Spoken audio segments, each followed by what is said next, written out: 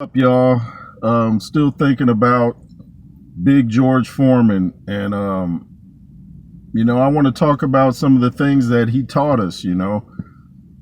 He showed that age is just a number if you take care of yourself, and people learn that at the time. But as time goes by, you don't see people do that too often. Make huge accomplishments at a higher age. So you forget that it's possible. But he taught you that. He showed you can train harder at a later age. He showed that you can be classy and still be a champion. And he showed you don't have to cuss people out. You don't have to belittle people. You can be classy. He showed you what a true champion is inside the ring and outside the ring. George was a preacher, as you know, for about 10 years before he even came back to boxing. You know his story about passing away in the locker room and how it changed his life. And it's an incredible testimony. And George used to always just, he had a real likable personality. It's like he was everybody's uncle. Like I said, I remember when Riddick Bowe and Andrew Galata had the riot at Madison Square Garden, and Jim Lampley was pretty shaken up, and he thanked Big George at the end of it for protecting him. George had that presence about him. Wasn't nobody gonna run up on Jim Lampley when George Foreman was around. So Jim was really grateful for that. I'm sure Larry Merchant was too. But George just taught us a lot about class, dignity. He put humor into boxing. Talked about eating hamburgers, and then even when he came back to boxing, and he said people were saying, "Hey George, you're fat." He's like, "You know what? You're right."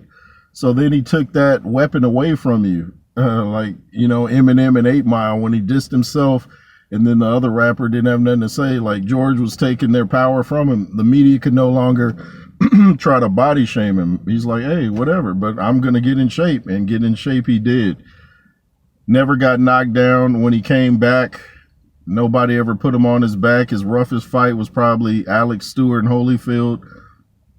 And, he was just incredible. He would say at the end of fights, he's here to show people that people 40 and 50 and probably even 60, he said, I'm trying to remember, but he would always say the age 40 and 50 is no death sentence. And he was 100% accurate.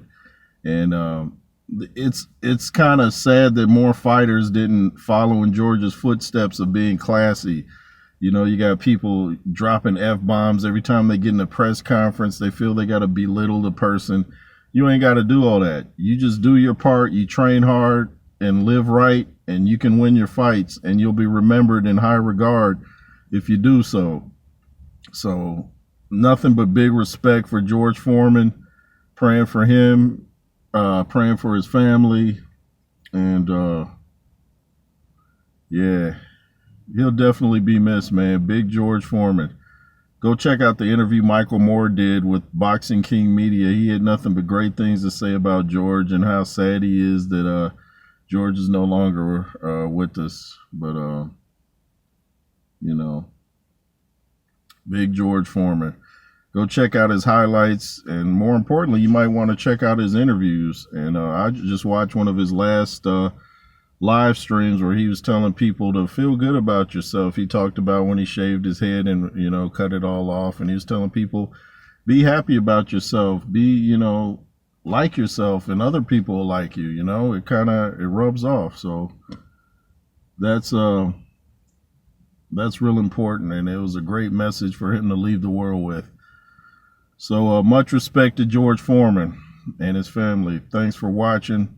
LSR forever. If you wish to donate to the platform, the Cash App is $JRoos33. You want to follow me on Instagram, it's the J Roos Theory over there too. And just it's a great day out here today. It's real hot out here in Atlanta. But anyway, like I said, have a great day. LSR forever, and be fearless. Yay to the yay.